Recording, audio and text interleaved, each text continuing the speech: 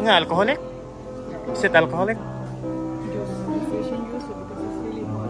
Oh, thank you.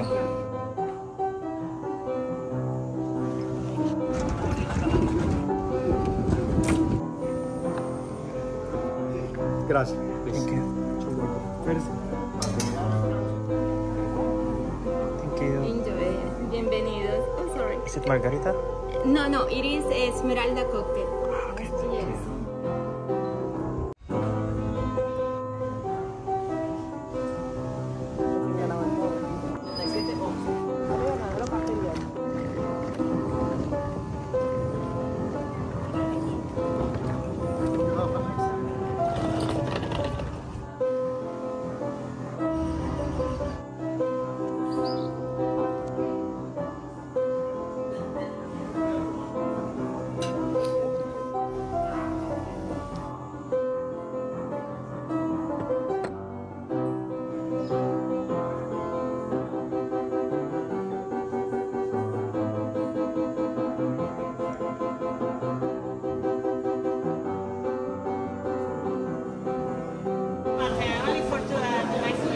Oh, only for work, huh?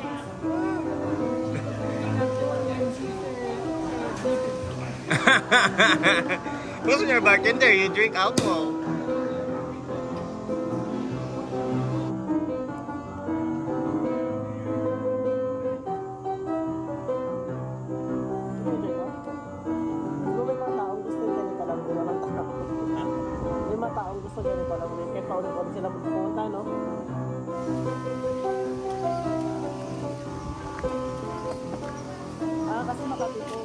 Fitness, so you have there your table tennis, so they have a lot of fun here, like yoga. They have booking tours as well for free, Zumba, dance lesson. You have your volleyball, pickleball, ping pong, basketball. So you need to go to the clubhouse. Han, you want to go to the clubhouse for the walking tour or any activities that you may join?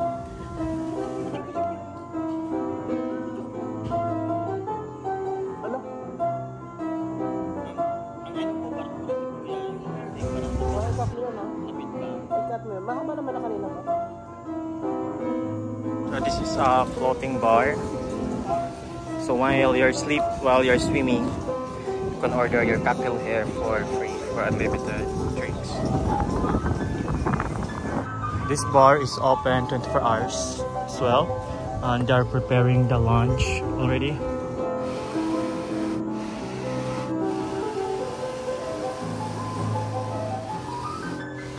It's open only on lunch. And it's also included to your package. So while having here swimming, enjoying the view, enjoying the beach, you can have your meal here. There's some prohibition in the beach, like glass containers, food and water, fires, and domestic animals. What I have observed here as well, their restroom. As I've said earlier, the restroom here is not that conducive, it's not big. So the restroom near at the beach, it's like a cave type. And what I can inform you here is that this one, it's the water will get sucked up, and it's so small, and then the tissue, it's just the quality of their tissue here is like slightly rough.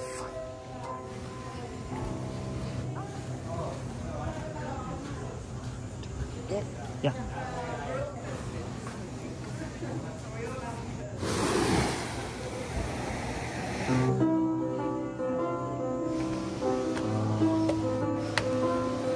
$12.30 to 3 the lunch. In this restaurant, there is hot sauce or chili oil. So if you like spicy food like me, well, you have to sacrifice your lifestyle because you don't have any hot sauce. But at least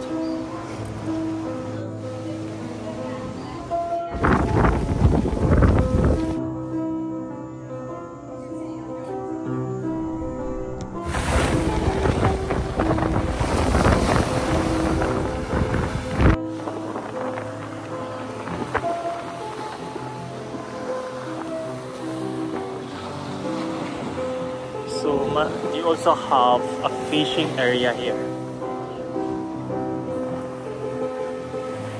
Let's go to that fishing area.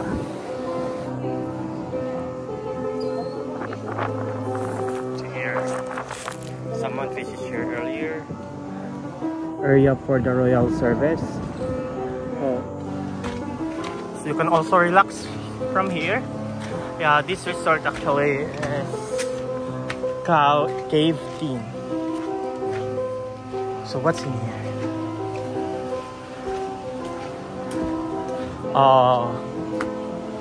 It's like somebody just have their bows here. If you want to, maybe you can put your name here. Here you go. So if you get married here, and then you can put your name here. I know, but I think they're just visited here and you want to put their name there. Right? Or you can ask her. Hi, are these all names get married here? Oh, really? There's a lot? And also those rocks? Not all of them got married here. Also for people who have been here more than one time. Ah, okay. And then you have to pay? No, you just give a tip to the boy who does the Okay, thank you. Gracias. So according to her, it's not all. And anybody can put their name there. And you just have to give the tip for the boy who help you do that.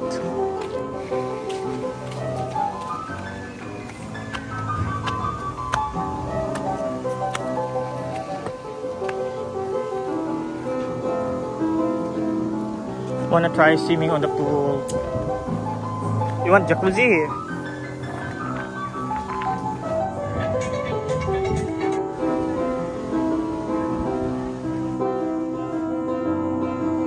Yun, okay. Dalawa yung kanyang sink na kung saan pwede kayo mag-toothbrush. So hindi kayo hindi kayo mag-away ng jowa mo. Yan, dalawa yun sila. Ito yung sa isa. So dyan siya sa babae. Ito sa lalaki walang laman kasi alam mo naman dito yung maaarting mga lalaki. CR! So this is the CR. Laman.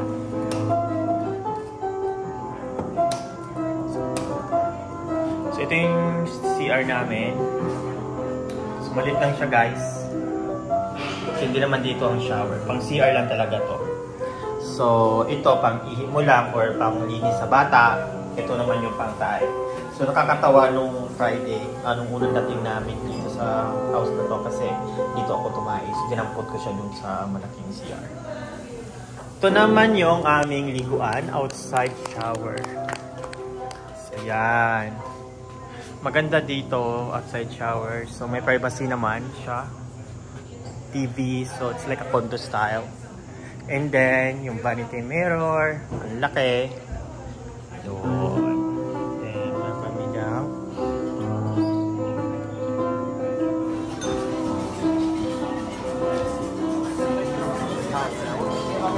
Ano to, beef?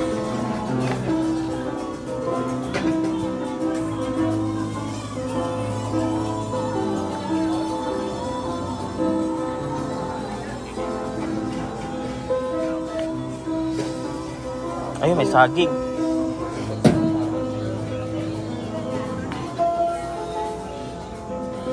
Ano yung mangga? Mangga. Actually, fruits lang yung buffet nila.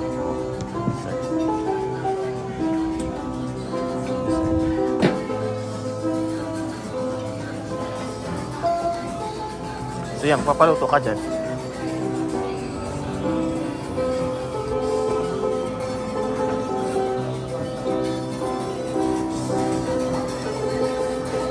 Ano ba yung rice? Ayun, rice. Saka ito siguro. Liver okay? Yeah, liver.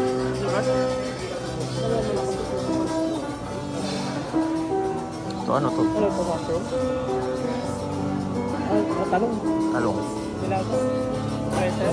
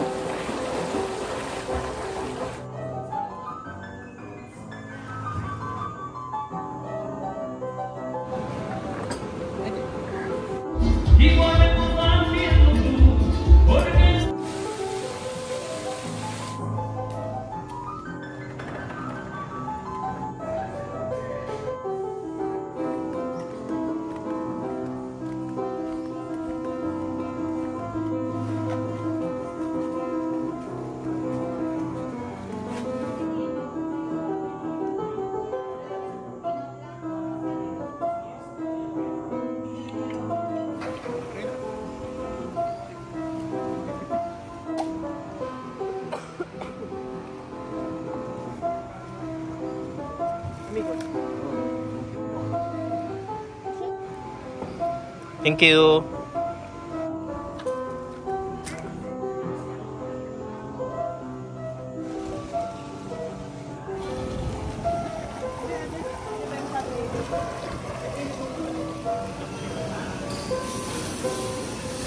Work as well?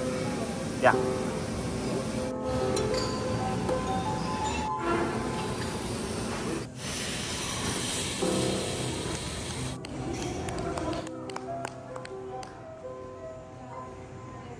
So I'm not satisfied with our massage actually. It's good but not satisfying knowing that I'm looking for a massage that could stretch me. Yeah, the same massage that I have before. And even with our house massage na yung kaibigan lang namin. But this one, just for $130 and for that only. No, but for me, I like it. So, how about you? I like it. So yun yung hinahanap ko, yung muscle ba? Na tawag doon, nako-compress na tawag doon. Tapos nare-relax ang katawan mo. To the extent na nakatulog na ako. Naghihilig na ako, sabi ni Marlon. So that's what I'm looking for. Hindi yung sobrang ang sakit, ganyan, hindi ka maka-relax, hindi ka makatulog. Ganyan. So kung kailangan mo ng ganun, go to Cairo and some yoga classes. No. You're definitely wrong because if you would just want to sleep and then you just have to sleep all day at the beach. How about you, Michelle? Okay lang, masarap. In English, please. Yummy. It's good. Yummy. Tender juicy yung nag-massage. How tender juicy? Why? Why it is? Maganda yung yung... No, i-describe ko ha. Can I describe it a little bit? It's not a relaxing massage. Don't persuade us na mag-go sa gusto mo. So, sa amin kasi, relax yung kamay nila. Ang kinis, ang ganda, grabe. Ang gaan. Ang gaan. Yung pirong pag hinawakan pa lang na ganun, maahihimatay ka na sa antok. Ganun siya. OA mo naman? Oh, Michelle. Tapos ang dulas ng kamay nila. Ang dulas ng kamay nila. So that's how kung gusto nyo lang pala na padulasan, edi sana bumili na lang tayo ng itlog at nilagay dyan sa kamay nyo at inaplos-haplos. No, mayroon silang basta. So that's our naman, honest review. So that's the for me it's not because the pain on my body is not taken care of. Hindi yung massage yung kailangan mo, relax na yung massage. Relax. Yun na nga. Gusto mo yung babalian ka talaga ng buto. That should be the one, like Thai massage. Okay. Diba? Sinabi mo yung pakiano nga ako sa balon. So yun ang sa akin kasi therapeutic yung sa akin. What is it? I love and it. we just guys, say nakatulog therapeutics. Ako and alam mo, expected that therapeutics, it should heal your pain in your body. 30 seconds. Ito? So this is one of the ordinary rooms. You still have a balcony. And your view will be the trees, will be the community.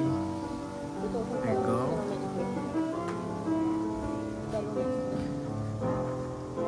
So this one is quite cheaper.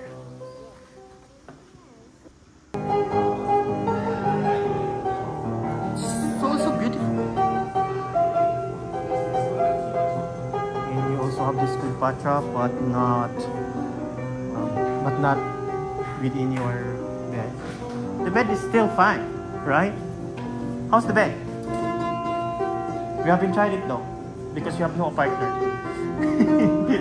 But the only thing here is this one. Diba? The door. This is their clothes. This is the bathroom. This area. See, this is the sink. Has a larger bathroom.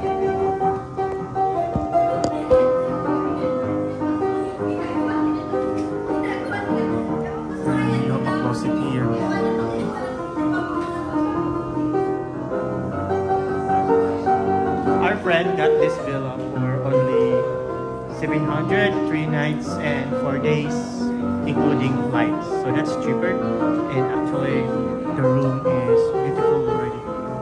Cheers! Ako lang mag-isa. Boring it.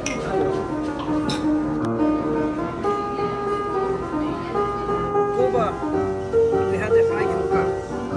You know the flight from car, the car. Yeah. They go and give to you elementary. Cheaper price, but it's not for whole month, maybe 1 week, 2 weeks in it. Yeah. Problem, right? If you have 6 hours only electricity. Yes. So this one, it's not sold anywhere in our country. No. Only here.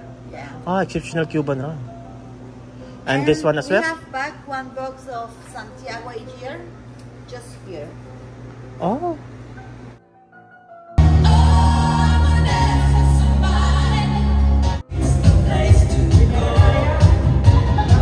On your first arrival, you said earlier, so what can you say about it? The AC transport, is it AC? Madali lang ba? Yun nga sinabi ko, madali lang siya. Smooth siya. An hour, it will take you 1 hour din. Sa bus, air condition. How about the accommodation? So we book Royal Service, right? And we book the Save You apartment that we have a blog, that I have blog. Ocean view. No, The ocean view. The view is perfect. So what can you say about the room? The room is kind of, you know, it's Cuba, so it's a third world country. So it's not that modern. It's traditional. But space-wise, malaki siya. It's big. Yeah, there's some smell, like an old dust smell. Maybe because of the temperature, the weather. So, yeah, tsaka hindi rin lagi nagagamit kaya may amoy siya na parang oldies. Pero nawawala naman siya eventually kapag nag-spray na ng mga pabango. So, the next day, wala na siya. Amoy pabango ko na. For me, it's actually good. Spacious. It has jacuzzi. It has an outdoor shower. The bed is good. May langgam nga lang. Which is understandable since it's a tropical, but not because hotel yan. So dapat talaga nalilinis. And the pillow. Na, the pillow, they'll give you this hot dog pillow and then only 2. So kung gusto mo ng elevated or may back pain ka, so mahihirapan ka doon actually. Especially now, may back pain talaga po ngayon. Naramdaman ko dito sa likod ko. Then, I like that departure and you have the stairs. It's like in Thailand actually. It's also cheaper having that type of room. Yeah, pero kaya that's traditional, but it's not modern, like, you know, engineered, 5-star. Yeah, it's a 5-star. Okay, if you rate the room accommodation, 10 being the highest. I'll rate it 8. I have 2 kasi yun nga doon sa amoy niya at saka doon sa pillow na it's a luxury, so they should use the much nicer bed na medyo mas mahal pa yung bed sa bahay. Charot.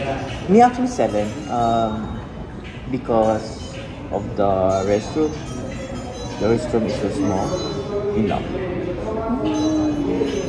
Overall, Yeah, it's a good. It's 7 to me. But it's okay. Overall, considering it's a third world country. It's not third world. It's even richer than Philippines. It's a third nga daw, nakalagay na. Oh, okay. It's a third.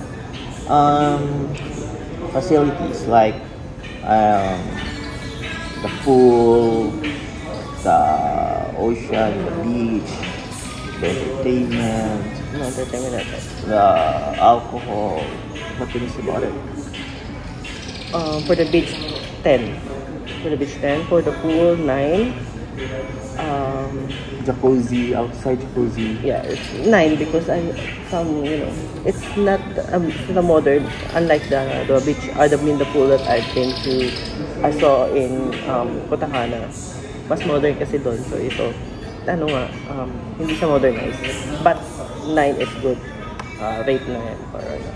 And then for alcohol, not that much. Kasi hindi sila, they're not using the mixer. They're supposed to use it for cocktails. I don't know why. So, okay yung volume ng alcohol, but you know how they make it. That makes a difference sa yung flavor niya. And then the food, okay lang. Ngayon naintindihan ko na kasi I do my own research about it, yung shortage nila. So I understand now. So okay lang. So considering na yung mga shortage nila and then na-accommodate pa nila kami the way it is, Yung parang, oh, kaya pala, pero bakit ganun? Naiintindihan ko siya. Pero with that, mas mataas na yung rate ko sa kanila ng food ngayon. Kasi naiintindihan ko, wala pala silang ganito. Hindi pala sila binibigyan ng ganito. Pero yung thinking ko na, wala silang ganito, pero ganito yung lasa, okay pa din. So, they exerted an effort. So, 9 for them. For that. Ano yung sinabi? For me. 10 for the facilities, like the beach. It's turquoise color. And even the beach along offshore, you can do snorkel there. And actually, and you have 3 beach if you have real surface. It's really good. The swimming pool, I'm big to this, agree with you. Been to Putakan as well, been to Taiwan. Their pool is good. You have 3 options. And then you also have the real service, this infinity pool that you have 3. And you have this overlooking ocean. And then Punta Cana, the Excellence, don't have this outside jacuzzi. If I do believe, if I remember it No, we're correctly, talking about the pool. No, facilities ka, di ba lahat? Okay. Oh. And they have this a lot. Right, perfect. And then they have this pool for the salt water pool for the resorts that we been. Walang gano. So, perfect for me. For the alcohol service, I do agree that they are not shaking it well. So, the taste of the cocktail, hindi ganun kasarap. I like the rum punch though. Because you just have to do the little shaking with it with your straws or the glass like that, steady. So, masarap na siya. But to some other cocktail that you want, na kailangan talaga niyang i-shake, hindi siya masarap. Since kailangan mag-combine yung alak at saka yung ibang ingredients. Okay.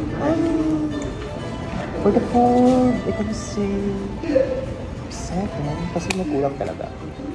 But too much salt. Good to ate na binigyan ako ng hot sauce. Yun na naman ang comment ko like in my previous video, in my upcoming or my previous video kung nauna yung upload sa dito.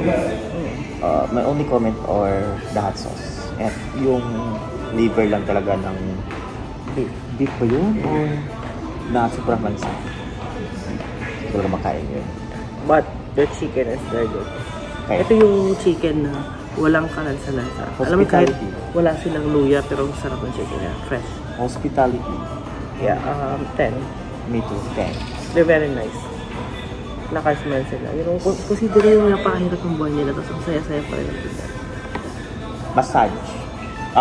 Rate na yun. For me, massage is nice. I like that. For me na, naramdaman ko pa rin yung pinsan ko. Okay. Di naman tayo nag-excursion dito turn sa labas kasi normally pag kami nagbabiyahe, we don't go outside. We just stay on the hotel. Unless we are traveling on a cruise. And with a friend. On a cruise. Yes, with we go outside, of course, there's an excursion and hope to visit each country. But when we go to a place, we usually just stay on the hotel and experience their amenities. Tip. Traveler's tip. Matitiso sa mga kapunta ng Cuba. You just have to bring hot sauce. You just have to bring your ketchup, Condiments. your condiments. Yeah. But you can expect that the country is really having a beautiful environment. If you want to have the food of what tawag mo dito? Expectation. Gusto mo talaga yung magandang beach, magandang pool, magandang hospitality. Cuba is perfect. Cuba is perfect. Then the weather is good. It's tropical. The fruit is good. Masarap yung Carabao mango. Masarap. And ito lang din yung pinuntahan ko na mayroong guava. Punta ka na, I expect that is after being a tropical country, may guava. But not. So, dito may guava. Masarap dito. Masarap naman dito food. Kaya you just need to bring your hot sauce. Condiments nga. Condiments nga. Kasi, sa akin naman ang travel tips ko is going to punta ka na. Do your research. Kasi it's easier for you to understand why is like, nag-breakfast kami today, napaka-rude nung sabi ka, it's every country, wala lahat, wala bakit wala. So, ako naman, inintindi ko ngayon. Kasi, nabasa ko na yung mga history na kung bakit. And And then, yun nga, if you're going to a certain like third world country, do not expect more. You know, yeah, you're from US, you're from Canada, ang layo, first world country. So they have all the amenities, the resources. So take that into consideration, into account when In fairness naman, sa mga beaches, sa mga resort na when you're pupunta taking ka, the sa mga assessment bahay. or yung nga nagta-travel ka to a third world country. Yeah, don't expect too much and yeah. Bye guys. Dito na bus namin. See you on our next vlog. Bye.